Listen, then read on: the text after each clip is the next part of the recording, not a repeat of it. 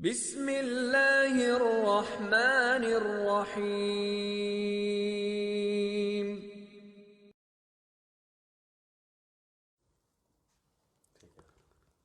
Assalamu alaikum. We are going to study today the meaning and the structure of Bismillah ar-Rahman ar-Rahim. Now, before we go to understand the meaning of Bismillah, we should understand few words of Arabic when they are used in normal speech and sentences. In English language, the sentence has got three parts. One is subject, second is verb, and third is object. But in different languages, the structure of a sentence is different. For example, in Arabic, the structure of a sentence is first they use the verb, then subject, and then object. For example, I can say that Bilal goes to school. In English, it is very simple because Bilal is subject, goes is verb, and school is object. But in Arabic, the verb comes first. Zahaba Bilalun ilal madrasa. You see the difference. First is verb, second is subject, and the third is object. In Hindi and in Latin, again you will find different. So, my point is to clear one thing, that in every language, the sentence which is meaningful has its structure different than the other language. Once we understand that the structure of a sentence, meaningful sentence, is different, so because we are studying Qur'an, which is in Arabic language, therefore we should pay our full attention to understand the sentence of Arabic language and the meaning of it. That's very important. And this is the start today. And inshallah onwards, whatever we study, we will study some part of it, the language.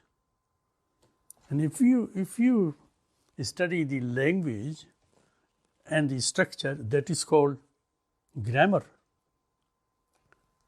In Arabic it says nahv. That is a grammar. How to structure a sentence meaningful. The first word you will see is hazf. Ha, za, fe. And on ha is zabar. And za is jazm. And fe also have jazm. So when you pronounce, first is haz, and then immediately join fa with it. Hazf. Then it is, when it is a verb, and you say hazf karna, means to omit, to drop. When we make it passive sentence, then it has got meme with he or ha. Then it becomes mahzuf. It becomes mahzuf. In Arabic, if meme is joined with a word which is also a verb, then it becomes passive sentence. For example, makhdoom, khidmat, khadim, makhdoom. Makhdoom means the one who has been serving, and the person who served is khadim. So meme is joined with verb or with object or with adjective. Then it means passive, means being done or have been done. It is not very easy, but it's not very difficult. So, mahzoof. Mahzoof means something which has been dropped, omitted in a sentence. Not the pen is dropped, not in a sentence. If any word or a part of it is omitted, then it is mahzoof. That means it is not used, but the meaning is there. It is not used, but the meaning is there. For example,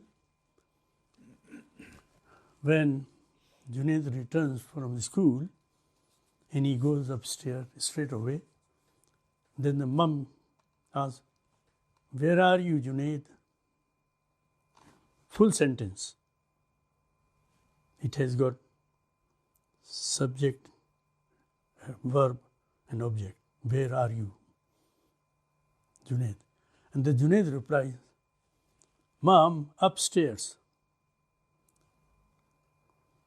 Mom understood that he is upstairs, but he did not use the sentence complete. So the thing which is missing there is that, "Mom, I am upstairs." So the word "I am" is maghzoof because he has done hazf of the sentence "I am." Just he said upstairs. So hazf is very important to understand what is meaning hazf. And you will be surprised once you go in depth to understand what is the grammar of Arabic language, that furthermore the grammar in Qur'an is different than the Arabic language. This is what is surprising to me as well when I went a little bit deeper, that the grammar in Qur'an, what Allah has used, is not exactly the same what Arabic language uses. So we understand hazf, mazuf. We understand. If we understand, then we will understand the meaning of Bismillah and the structure. This is Ba, and this is Ism, and this is Allah, and this is Ar-Rahman, and this is Ar-Rahim. Okay? Now, see how I try to understand and I explain to you. In Arabic, Ba means with, not in. It is with. Ism means noun, name. Allah is proper name, only one. Rahman means a provider and deliver. Rahim means giving success in your efforts. This is what Allah said. I can provide all the basic necessities of life without any charge. and I deliver. You don't need to do anything. But Ar-Rahim, you make efforts, and I promise that I will give you success. As the additional bits, if you want. Yes, but you have to make efforts. Without efforts, you can't.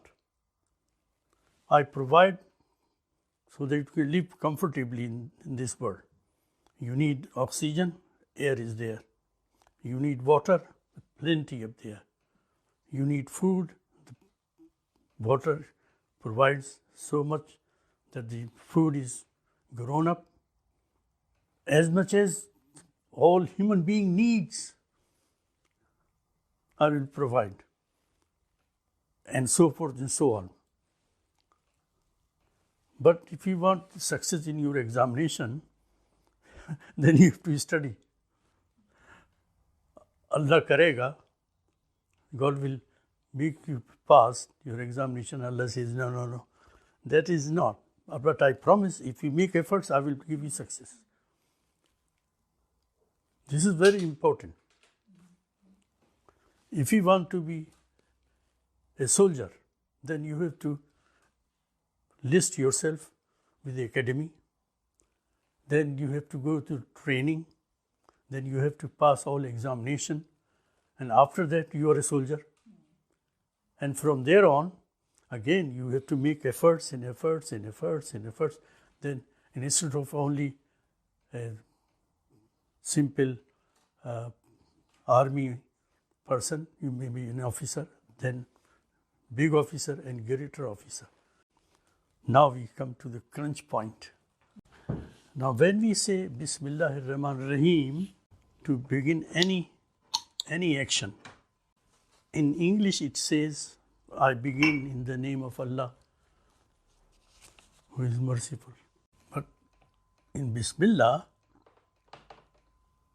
where is written, I begin?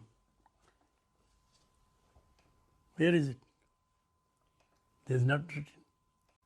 But when we speak Bismillah ar-Rahman ar-Rahim, is the same thing when Mama asks, Junaid, where are you? And you say, upstairs. The whole meaning is there.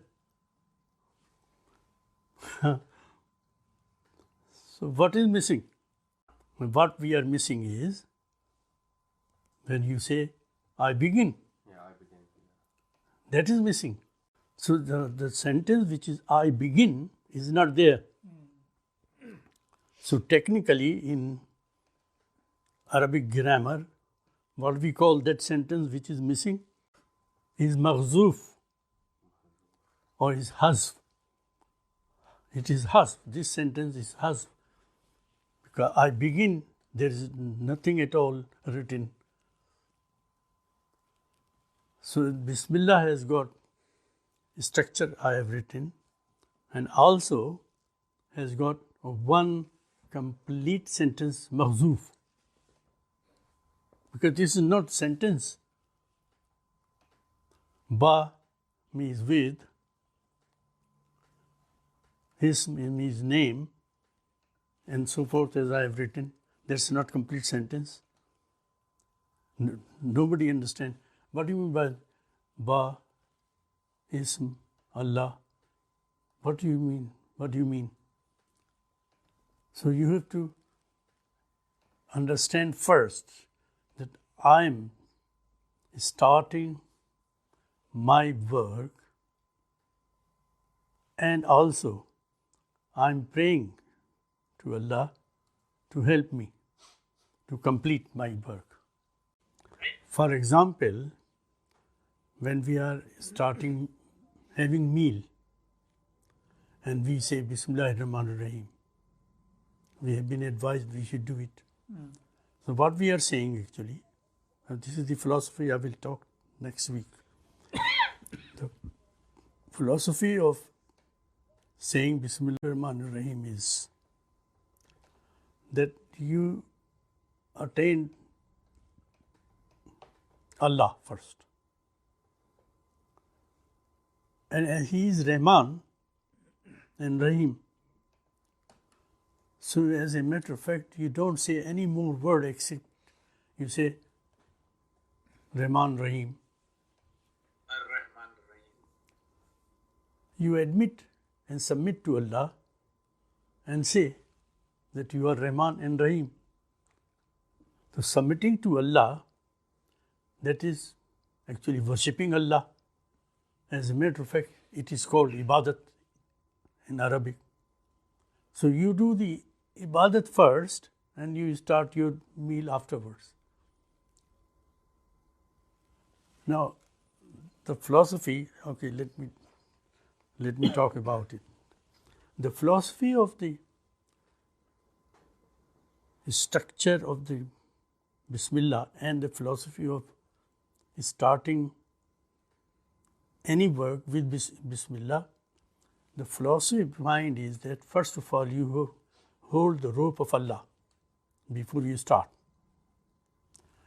Now in Qur'an, the philosophy of holding the rope of Allah is that you tell Allah indirectly and directly, without words, you are telling Allah that you are the one who has created the whole universe. You are the one who has given me life. And Allah says, when you admit life, then you admit death as well. Because I have given you life, then you will die. And when you will die, then next to it is the akhirah, that you will be accountable for your action. And connected with akhirah is either you are in hell or you are in Jannah. Now this is the whole thing is coming with one or incomplete sentence behind, which we have not been taught, we have not been told, we have just told when you bring in anything, just say Bismillah ar-Rahman ar-Rahim, without thinking why we are saying and what is the meaning of it, what is the whole philosophy behind it. So the philosophy behind is actually to submit to Allah first and admit that you are admitting Rahman or Rahim, and also you are admitting Allah. Allah, who is the creator of the whole universe, who provide all the basic necessities of life without any charge.